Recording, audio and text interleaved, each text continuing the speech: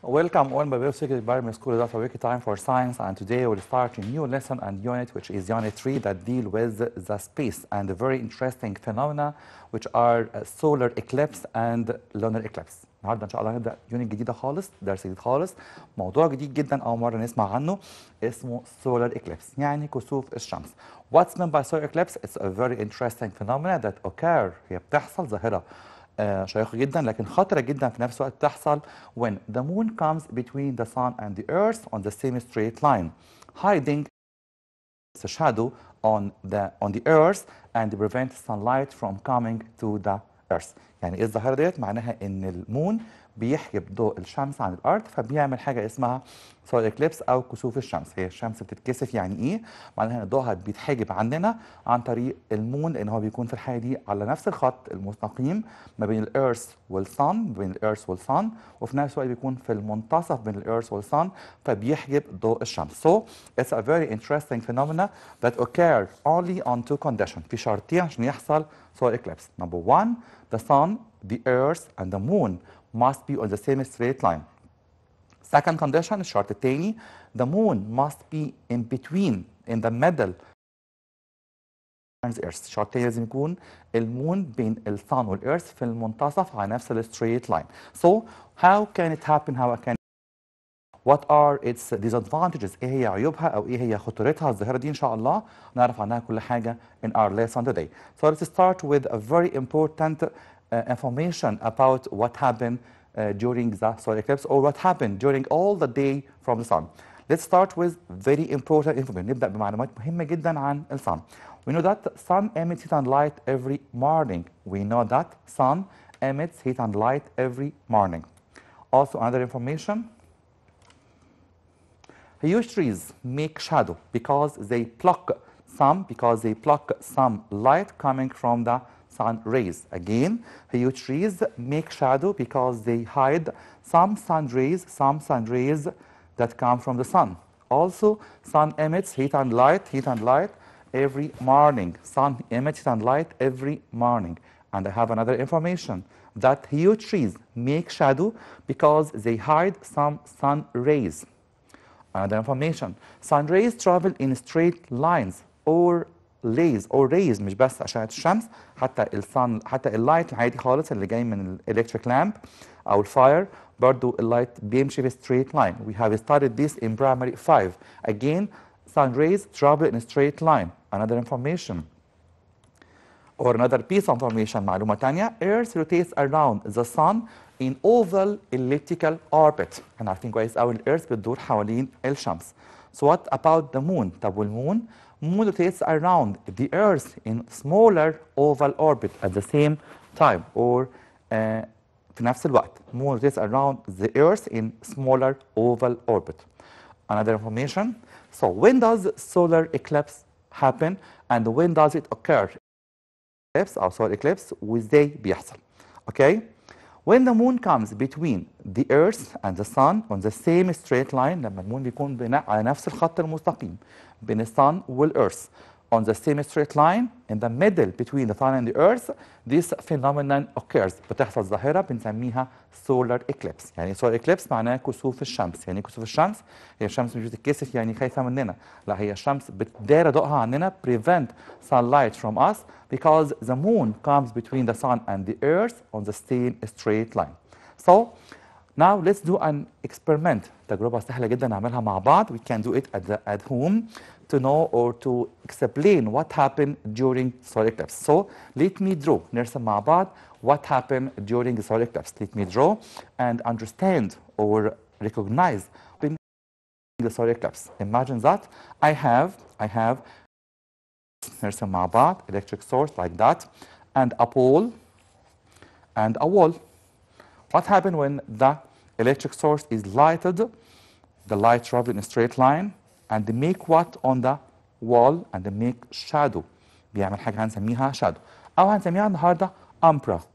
We can call shadow umbra. احنا عارفين كويس قوي إن كلمة umbra اللي derivative منها مشتق منها umbrella هي معناها shadow.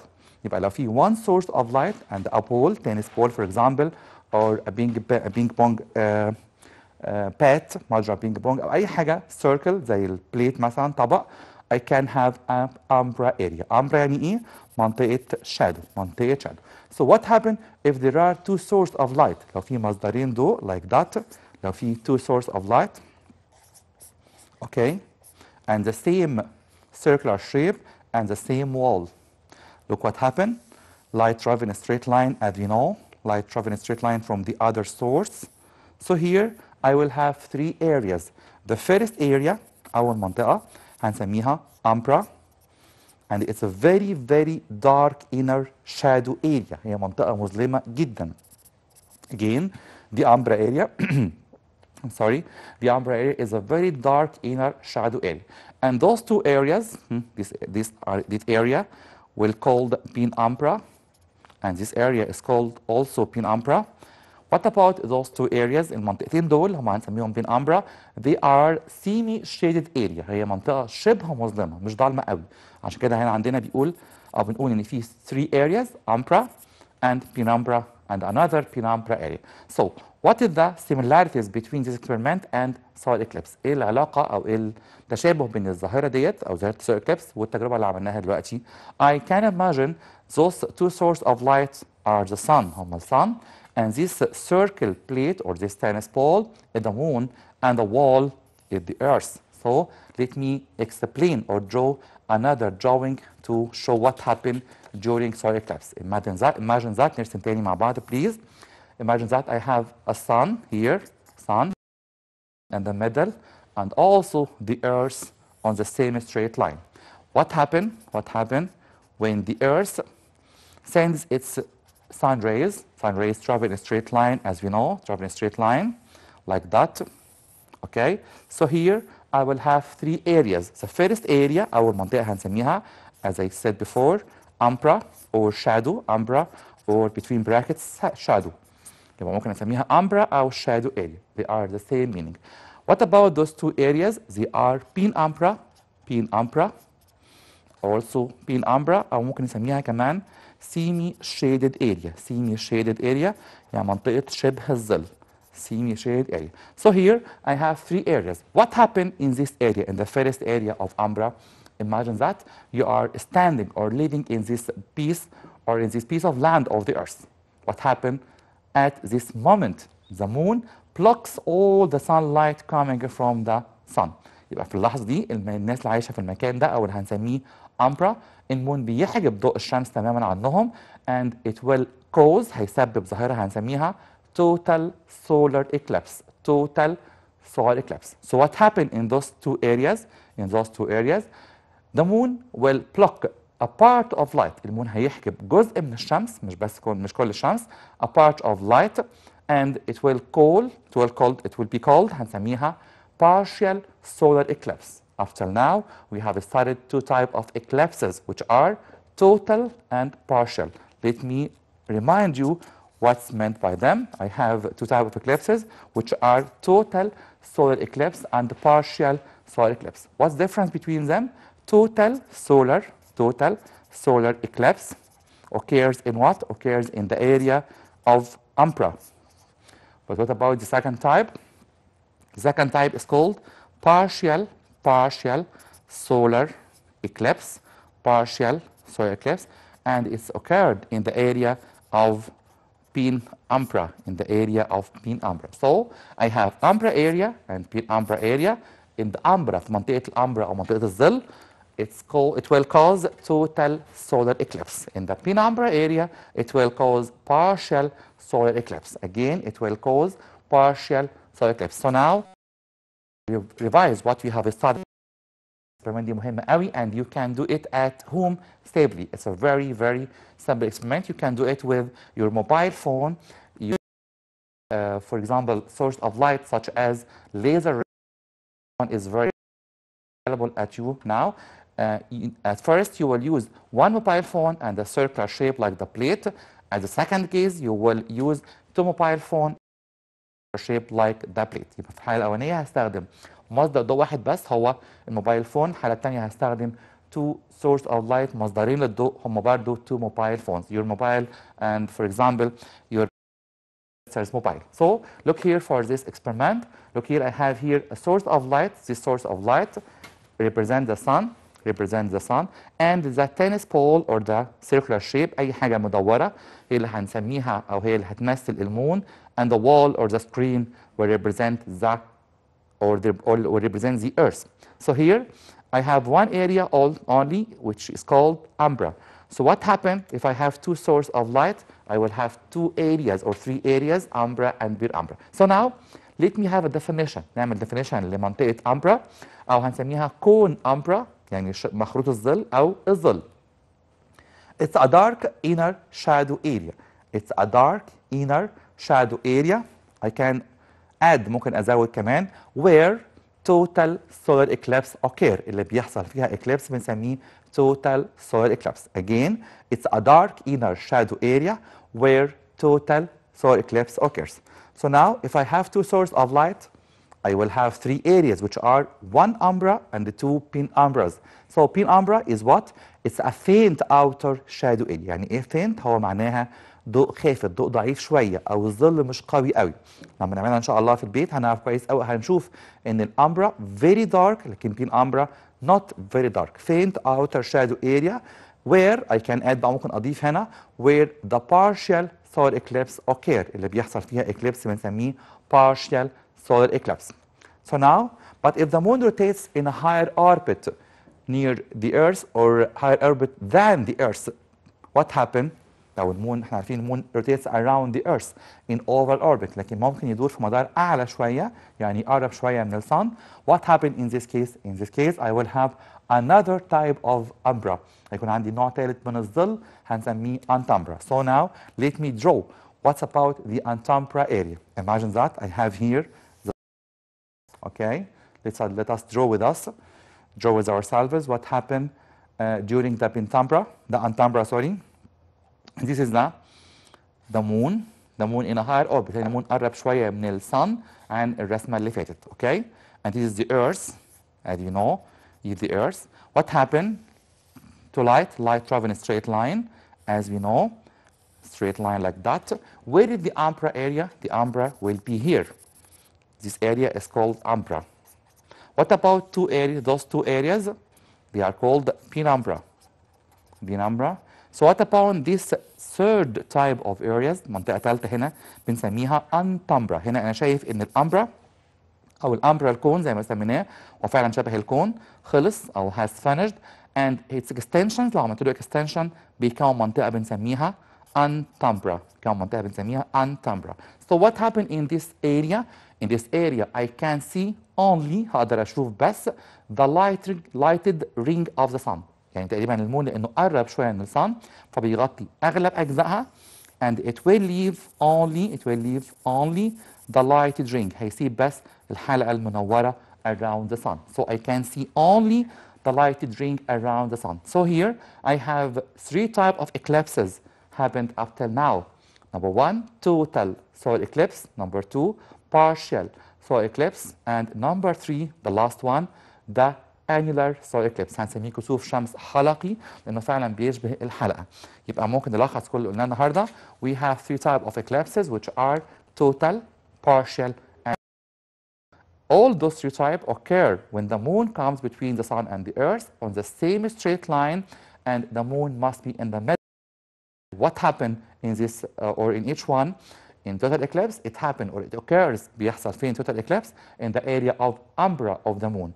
So what about the second type, which is called the partial solar eclipse? It occurs in the penumbra area of the moon. So what about it occurs in the antumbra of the moon. يبقى لازم نلخص كويس قوي او نعرف كويس قوي كل type of eclipse شكله ايه او بشوف فيه ايه من الصن، هل بشوفها كلها ولا لايت درينج ولا جزء منها او ما بشوفش حاجه خالص. كمان لازم اعرف كويس قوي هو بيحصل فين. So now let me draw or let me summarize all what you have started today in a lesson to know how to make a definition. قلنا اكتر مره طالب الكرييتيف اللي بيكتب definition from his own mind من مخه هو شخصيا، مش لازم يكون حافظ definition. So here I have how many eclipses? Three types of eclipse. Number one is called total solar eclipse. Okay. Number two, partial solar eclipse. Number 3, the last one, annular يعني الحلقي total eclipse. ايه معناهم؟ total معناه كسوف شمس كلي، انا مش شايف حاجه خالص في الشمس. So I can write we can't see the sun completely. انا مش شايف الشمس تماما. Okay? So what about the partial? I can see only a part of the sun. A part of the sun, not all the sun. About the annular معناه كسوف شمس حلقي. I can see the lighted ring. بشوف بس حلقة منورة حوالين الشمس. The lighted ring around the sun. Okay? So where it occurs بيحصل فين كل نوع؟ دي نقطة مهمة جدا. The total eclipse occurs in the umbra area of the moon. The partial occurs in the penumbra. So what about the annular النوع الثالث أو الكسوف الحلقي؟ It occurs in the antumbra أو مخروط أو امتداد شبه الظل اللي ممكن كمان نسميه negative shadow. عشان نحفظ مع بعض أو يبقى الموضوع سهل شوية ممكن ناخد بالنا إن partial begin with the letter P and the penumbra also begin with the letter P. يبقى partial occurs in the penumbra. The annular eclipse occurs in the antumbra, begin with the letter E and also it begin with the letter E. بنلخص مع بعض كده. Total occurs in the umbra, partial occurs in the penumbra, annular occurs in the antumbra.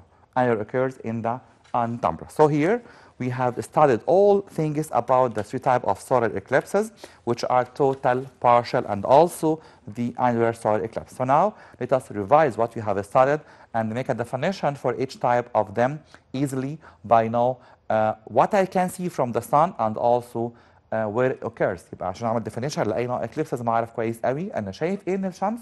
هل مش شايف حاجه خالص ولا شايف بارت منها ولا شايف لايت درينج بس حلقه منوره. ولازم اعرف كويس قوي كل اكليبس بيحصل umbra ولا penumbra ولا antumbra. So now let us have the second type of eclipses, which is called the annular solar eclipse. If here I have 2 types of eclipses or 2 sources of light, I will have 3 areas which are umbra, penumbra, and antumbra. Here when the moon لما المون بيقرب شويه من الصن it will cause the third area which is called antumbra. هنا في الحالة دي أنا هشوف نوع ثالث من الإكليبس هنسميه annular solar eclipse. So now we will have 3 areas or 3 types of areas which are umbra, penumbra, and antumbra. Look here, it's a very interesting image for what happened during the eclipse. Look here, I have the sun, the moon, and the earth, all of them on the same straight line. What is the middle object? مين هو اللي في المنتصف? Surely it will be the moon. Look here, the moon blocks sunlight, and make 2 types of areas which are umbra. هنا في منطقة very dark بنسميها umbra, and other 2 semi-shaded areas منطقتين شبه مظللين أو شبه الظل بنسميهم penumbra. In this area of umbra في منطقة الumbra I will have total solar eclipse. In the 2 areas of penumbra, I will have the second type, which is called partial solar eclipse. Okay? So now, what's meant by solar eclipse? ممكن نعمل definition للsolar eclipse. أنا قلت أكتر مرة بنحب أول طالب في الساينس يكون creative، طالب مبدع، طالب خلاق يقدر يكتب definition from his own mind. هو definition طويل شوية لكن سهل جدا جدا جدا. What's meant by solar eclipse? It's an astronomical phenomenon. هي ظاهرة فلكية. Occurs when the sun, the earth, and the moon are on the same straight line with the moon in the middle. يبقى امتى بيحصل eclipse؟ لما يكون ال sun, earth on the same straight line with the moon in the middle, casting as a shadow or preventing sunlight reaching the earth. يبقى بيلقي بظلاله على الأرض أو بيمنع ضوء الشمس أن يوصل للأرض. So now let us see this definition. Solar eclipse is an astronomical phenomenon which occurs when the earth, the moon, and the sun are nearly on the one straight line with the moon in the middle, casting its shadow. يعني casting its shadow يلقي بظلاله on the earth and hiding the sunlight بيخبي ضوء الشمس from the earth and hiding the sunlight from the earth. Again, what's meant by solar eclipse? It's an astronomical phenomenon which occurs when the earth, the moon, the sun are nearly on one straight line with the moon in the middle casting its shadow on the earth and hiding the sunlight from reaching the earth. So now in case 1 في الحالة الأولانية كان عندنا 2 areas أو 3 areas بس هم 2 type بس اللي بيحصل فيهم total solar eclipse and partial solar eclipse. When the moon comes between the sun and the earth nearer to the earth هنا أقرب للأرض شوية it blocks the sunlight totally from a part of the earth's surface as the moon appear equal in size to the sun forming total solar eclipse and partially from another parts of the earth's surface forming partial solar eclipse. في الحالة الأولانية لما كان المون أقرب للأرض شوية كان بيسبب نوعين بس من الإكليبس هم التوتال والبارشال. بيحصل فين التوتال؟ بيحصل في منطقة اسمها أمبرا، بيحصل فين البارشال؟ في منطقة اسمها أو منطقتين اسمهم بين أمبرا اللي هم على الأطراف، يبقى والبارشال بيحصل في البين أمبرا. So what happened in the second case when the moon will be in a higher orbit than the earth؟ لما بيبعد شويه عن الارث لانه مداره بيضاوي شويه فممكن يبعد شويه عن الارث ويقرب للشمس لكن طبعا within limit في حدود محدده.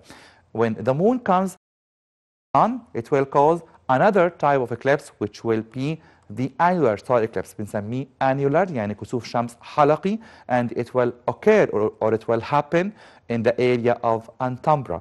بيحصل في منطقه بنسميها Antumbra او منطقه امتداد شبه الظل او ساعات بيسموها كمان نيجاتيف شادو او انتمبرا بنسميها منطقه امتداد شبه الظل.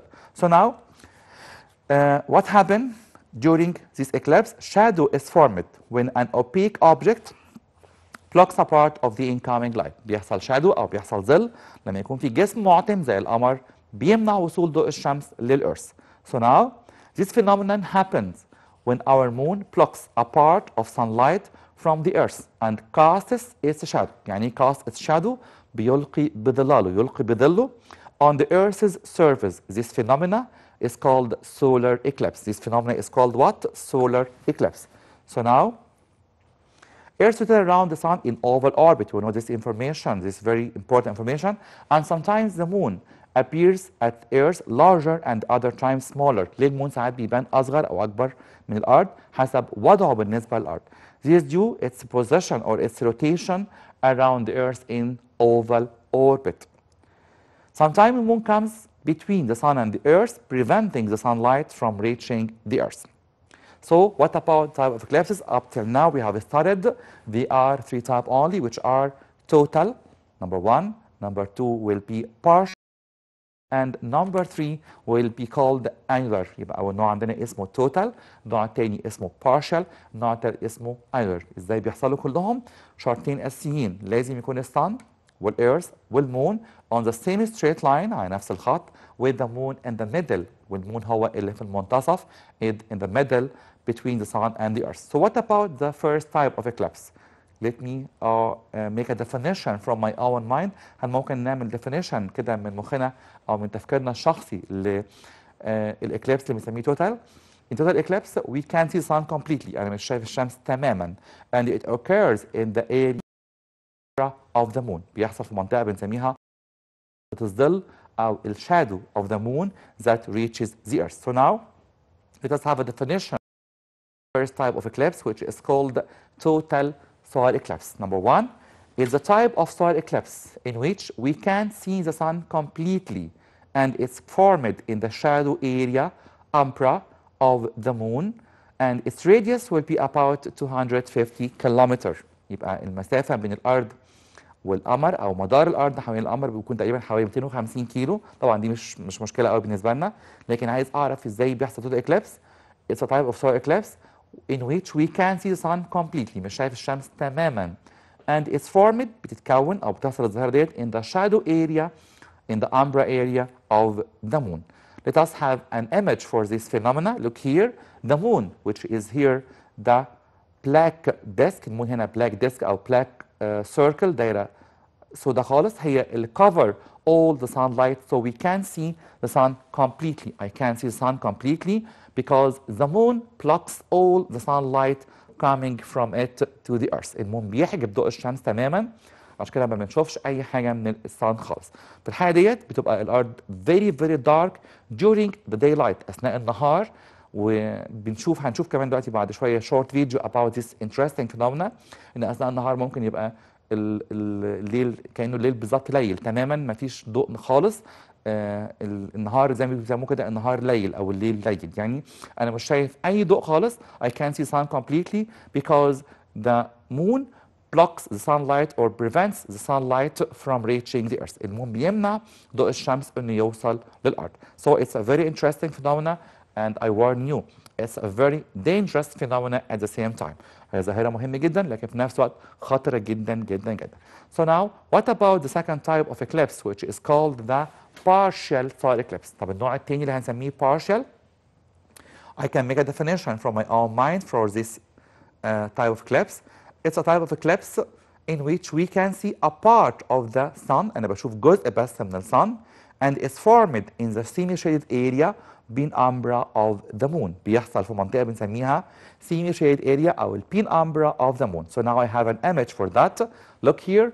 It's the image of the sun. طبعا ممكن حد يقول لا طبعا ده image of the moon. لا ده الsun، لكن اللي أنا شايفه هنا هو فعلا الsun. فين المون؟ المون هو اللي بيغطي أو covers a part of the sun. هو ده المون، البلاك ديسك ده اللي بيغطي a part of the sun. So here sorry I have an image for the partial solar eclipse. In this eclipse I can see only a part of the sun. بشوف جزء بس من الsun هو ده. What about the other part؟ طب والجزء المختفي دوت ماله؟ The moon covers this part because the earth here locates in the area of penumbra. هنا أنا واقف في مكان هنسميه penumbra of the moon أو شبه الظل الخاص بالقمر. Penumbra of the moon that reaches the earth. So I have two types of eclipse up till now. Number one which is called total solar eclipse, and number two which is called the partial solar eclipse. What is the difference between them? In total eclipse, I can see the sun.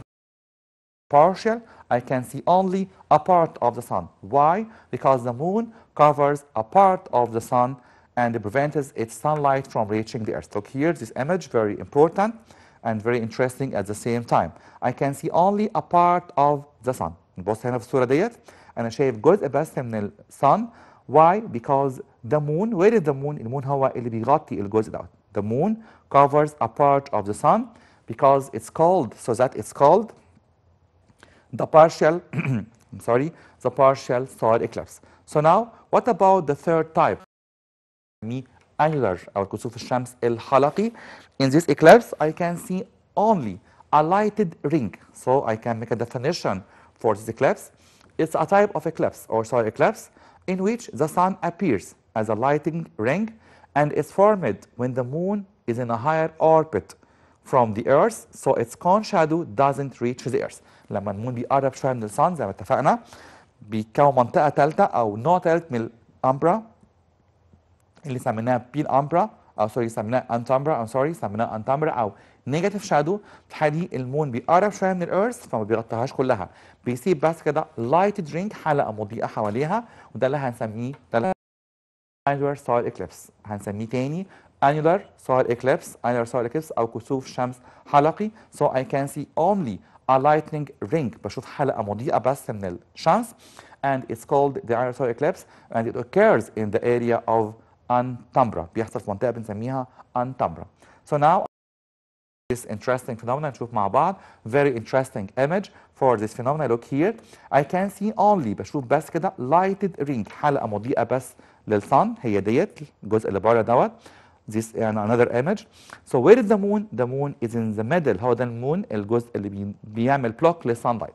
يبقى كان المون راح عند الصن قرب منها شويه فبيغطي معظم اجزائها وبيسيب بس اللايتنينج رينج أو الحلقة المضيئة of the sun. So up to now we have studied the three types of eclipses which are total, look here in the middle, total, and all the other drawings or the other image are partial with different degrees. كل الصور الثانية دي هي نوع من البارشال او هي partial eclipses بس بدرجات مختلفه. المون بيغطي جزء اكبر من الصن، جزء اقل فاقل فاقل and so on. So up to now we have studied the three types of eclipses. This eclipse or this phenomena is very interesting phenomena, but I warn you بحذركم تاني it's a very dangerous phenomena at the same time. So why it's a very dangerous phenomena? Now let us see why it's a very dangerous phenomena. But before we can understand why it's a very dangerous phenomena, let us make a definition or sorry, let us make a comparison. نعمل مقارنة كده بين كل الإكليبس اللي درسناها النهارده. So now let's start comparison. Let's compare between total and annular eclipse. نقارن بين total و annular. What happened to the shape of the sun؟ اللي بيحصل لشكل الشمس في الحالتين دول. In the total eclipse, the sun disappears completely. الشمس تختفي تماما. So what about the annular solar eclipse? It appears as a lighted ring. بتظهر كأنها حلقة مضيئة. Again, in total eclipse, the sun disappears completely. In the annular, the sun appears as a lighted ring. بتظهر كأنها حلقة مضيئة. Another comparison or another point of comparison. What about the position of the moon؟ فين مكان القمر في الحالتين دول؟ In total eclipse, it will be nearer to the earth. بيكون أقرب للأرث. In the annular, it will be farther from the earth in a higher orbit. بيكون في مكان أعلى شوية أو أبعد شوية عن الأرض لكن أقرب للصن.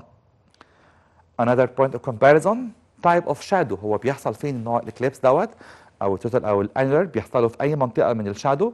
Total occurs in the umbra, but what about the annular? It occurs in the antumbra. antumbra سميناها امتداد شبه الظل. لما بيكون القمر في مكان أعلى شوية أو أبعد شوية عن الأرث أقرب للصن، فالأمبرا أو الشادو بيخلص وبيكون extensions بنسميها antumbra.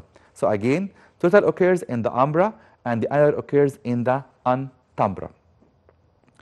So now I warned you from a while. حذرتكم من شوية about the dangers of this phenomenon. أخطار الظاهرة ديت هي خطرة جدا جدا because in this phenomena or during the solar eclipse the sun emits harmful radiations. أثناء الظاهرة ديت الشمس بترسل أشعة بنسميها ultraviolet infrared. And we know ultraviolet is more dangerous than infrared, but both of them are dangerous or both of them are dangerous. الاثنين خطيرين جدا. So how can I protect myself or protect my eyes especially؟ ازاي احمي عينيا خصوصا من الاكليبس دوت او من المخاطر ديت؟ I can wear special glasses. ممكن البس نظاره خاصه اللي هي بنسميها نظاره glasses، مش نظاره شمس ولا اي جلاس او نظاره طبيه، لكن بلبس سبيشال جلاس نظاره خاصه بالاكليبس ده، زي بالظبط اللي بنلبسها داخل سينما ال 3 دي اللي بنشوف فيها الافلام اللي فيها او 3 دايمنشن. او ممكن كمان استخدم الاكس رايز بيبر، ورق الاكس رايز، ورق الاشعه، عارفينه اكيد كويس قوي، اكيد عملناه اكتر مره قبل كده. اكس رايز بيبر اللي هو لونه ازرق ده بيحجب عني الالترا فايولت راديشن او الانفراريد راديشن. So this phenomena is very interesting. هي ظاهره شيقه جدا، لكن at the same time it's very dangerous because why? Because it sends out ultraviolet radiation and the infrared that can cause cutting or burning of retina. بتأثر على حاجة جوه عينينا اسمها retina أو الشبكية. الشبكية دي حاجة مهمة جدا جوه عينينا. Without retina or when the retina is cut، لو اتقطعت الريتنا I can't see or I can't see anything around myself، مش شوف أي حاجة خالص. So this phenomena can cause blindness. الظاهرة دي ممكن تسبب عمى. لكن please if it happen we must take safety precautions. حاجه اسمها احتياطات امان او اسباب الامان، ازاي احمي نفسي من الظاهره الخطره ديت. فبليز الظاهره حلوه جدا وشيقه جدا، لكن لو حصلت لما تحصل ان شاء الله ناخد بالنا انها ممكن عمى او فقدان البصر للانسان. So we have safety precautions in this phenomena or on observing the solar eclipse. Outer solar corona معناها هاله حوالين الشمس، يعني دايره مضيئه حوالين الشمس. keeps on emitting بترسل harmful rays to the eye like ultraviolet radiations or rays UV and infrared radiations or IF. في نوعين من الأشعة بنسميهم ultraviolet and infrared radiation. Those two rays، نوعين دول من الأشعة، can cause blindness، ممكن يسببوا blindness. So we must use special glasses. بستخدم نظارة خاصة، قلنا اللي هي النظارة الموجودة في ال 3D، أو ممكن أستخدم ورق الأشعة الخاص ب X-rays to protect us from harmful rays such as ultraviolet and infrared radiations. that affect the retina of the eye. ده ممكن يسبب أو يأثر على retina of the eye شبكية العين. Again, retina of the eye شبكية العين can be affected by the harmful radiation such as ultraviolet and infrared radiation coming from the sun اللي جاية من الشمس. فبليز ناخد بالنا solar eclipse ظاهرة حلوة جدا لكن في نفس الوقت خطرة جدا جدا جدا.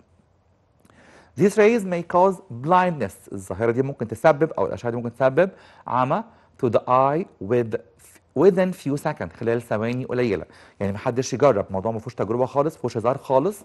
ممكن في خلال ثواني بس you can lose لا قدر الله your sight، ممكن تفقد بصرك during this phenomenon أثناء الظاهرة دي. فناخد بالنا كويس قوي، الموضوع زي ما قلت من شوية ما فيهوش هزار ولا تجربة.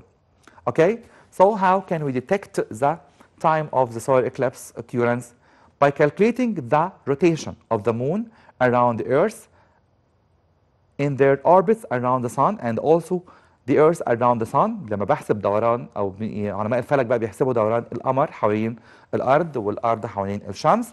We can calculate the duration or the time of occurrence. بيحصل امتى الeclipse. The time needed to occur here in Egypt is 21 years and 5 months. بيحصل عندنا eclipse في مصر كل 21 سنة و5 شهور. Again, this phenomena occurs in Egypt only during 21 years and 5 months. But this phenomena occurs about what؟ بتقعد قد ايه تقريبا أو فترة حدوثها في مصر أو في أي مكان في العالم تستمر مدة قد ايه تقريبا؟ Solar eclipse doesn't exceed or doesn't last for more than 7 minutes and 4 seconds. لو حصلت في أي مكان ما بتستمرش لأكثر من 7 دقايق و40 ثانية. So again, it doesn't exceed or doesn't last for 7 minutes and 40 seconds. So now I have give reason question. This give reason is very, very necessary and very important at the same time. Give reason: moon blocks sunlight from reaching the earth when it comes between the sun and the earth. ليه المون بيحجب ضوء الشمس عن الارث لما بيكون بينهم او بيكون in the middle between sun and the earth? Because moon is an opaque body. المون ده جسم معتم, dark body that doesn't allow light to pass through. That doesn't allow light to pass through. The question again: moon blocks sunlight from reaching the earth when it comes between the sun and the earth because moon is an opaque body or dark body that doesn't allow light to pass through. Another question: the distance between the moon and the earth varies during the moon's rotation around the earth. المسافة من الأرض للقمر تختلف من وقت للتاني because the orbit of the moon, because the moon rotates around the earth in oval orbit, or because the orbit of the moon is oval. المدار بيضاوي فأكيد هيكون طول المسافة من الأرض للقمر مش كل مرة قد التانية لأنها مش circle. لو هي circle هيبقى الخط اللي بين الأرض أو radius هو نصف القطر, لكن طبعا ده oval shape والoval shape ما عندوش radius ثابت. So again, the distance between the moon and the sun or the moon and the earth isn't the same at all times during the rotation of the moon around the earth because the moon rotates around the earth orbit. And type of solar eclipse differ according to the movement of the moon in front of the sun. ليه أنواع الإكليبس تختلف حسب دوران الأرض المون حوالين الشمس أو حوالين الأرض قدام الشمس. Because type of eclipse depends on بيعتمد على the presence of Earth in the area of umbra, penumbra and antumbra. لأنه بيعتمد على مكان الإيرث هي فين بالظبط. والله لو هي في الأمبرا وقع في الأمبرا أوف ذا مون ظل القمر أو الشادو هيكون توتال إكليبس. لو وقع في البين أمبرا هيكون partial. لو وقع في الأنتمبرا هيكون annular solar eclipse. Another question. The question says total solar eclipse is formed when the moon rotates nearer to the earth. ليه بيكون total eclipse لما المون بيكون أقرب للإيرث؟ Because the earth here or the earth locates in the area of umbra of the moon, or because total eclipse is formed in the area of umbra of the moon, in the area of umbra of the moon. So again, because the earth total solar eclipse occurs when the earth rotates in the area of the umbra of the moon. Another question. The annular solar eclipse أو كسوف الشمس الحلقي اللي بنسميه annular occurs when the moon comes in an orbit higher than to the earth. Because annular solar eclipse occurs in the area of antumbra, Another question. We shouldn't look directly to the sun with naked eye during the solar eclipse. مش ممكن او يا ريت بلاش او هو يعني بصراحه ممنوع تماما انك الاكليبس بعينك المجرده. You must wear special glasses. لازم البس نظاره خاصه اللي سميناها نظاره 3D dimension. Why? Or to avoid harmful radiations such as infrared rays and ultraviolet radiations that coming out from the sun, or to prevent or to protect your eyes from blindness عشان تحمي عينك من blindness أو لا قدر الله العمى أو فقدان البصر. It's a very dangerous phenomenon. We must occur. Solar eclipse is a very dangerous phenomenon. Look here, I have an image for the special glasses that we must wear during the eclipse. These special glasses protect your eyes تحمي عينينا from the solar eclipse rays that are dangerous, such as infrared radiation and ultraviolet radiation. So now let us see a short video, a very short video about what happened during solar eclipse. Very short video that illustrates what happened during phenomena, as I said before, and also it's a very dangerous phenomena at the same time. So now let us see what happened during the eclipse when the moon comes between the sun and the earth on the same straight line in the middle position and blocking sunlight from reaching the earth. المون بيعمل ايه؟ هو الشمس عننا فبيسبب حاجه بنسميها solar eclipse. Look here what happened in this phenomena. Look here, this is the moon come in front of the sun. Look here what happened to the light. The light becomes darker, or I can't see the sun completely. Here I have what eclipse? I have total solar eclipse. Why? Because the moon blocks sunlight completely. And when the moon move لما بيتحرك شوية بعيد عن الشمس it will cause partial solar eclipse. بيسبب حاجة بنسميها partial eclipse أو كسوف شمس جزئي, because I can see only a part of the sun. Look here, the sun rays returns back again. Back again, please, back to the video again. It's not too short video. Look here, I have total solar eclipse. In old ages, they worship this phenomenon. في العصور القديمة كانوا بيعبدوا الظاهرة ديت because it's a very dangerous. كانوا بيخافوا منها جدا, بيعتبروها من علامات القيامة تقريبا يعني. Okay, look here, the earth, the moon, the sun on the same straight line, and the moon becomes in the middle and it covers all the sun or a part of it, so it will cause, if it لو غطى كل الشمس بنسميه total solar eclipse. So what happens if it covers only a part of the sun, it will cause partial solar eclipse. لو غطى جزء بس من الشمس بنسميه partial solar eclipse. Look here, the moon in the middle between the sun and the earth, and it will cause this interesting phenomenon. Look here, what happened to the light? The light of the sun is plugged, and it seems to be at night, not at the day. كأن كده تقريبا النهار بيختفي وبيبدأ يكون الليل. What about the partial solar eclipse? The moon covers a part of the sun, not all the sun completely, and this phenomenon occurs when the moon comes between the sun and the earth in the same straight line between them. Okay, so what happened, or what about the annular كسوف الشمس الحلقي? I can see here the lighted ring only, حلقة مضيئة بس of the sun, because the moon covers the inner area, المنطقة الداخلية للشمس, لأنه قرب عليها شوية. الحالة الثالثة اللي بنسميها antumbra. Look here, I have the third type of eclipse, which is called the annular solar eclipse أو كسوف الشمس الحلقي, because the moon covers most of the sun, and we can see the lighted ring only. Look here, I can see the lighted ring. Okay, if the moon comes in front of the sun and it blocks all its light, it will cause total solar eclipse. If the moon covers a part of the sun, it will cause partial solar eclipse.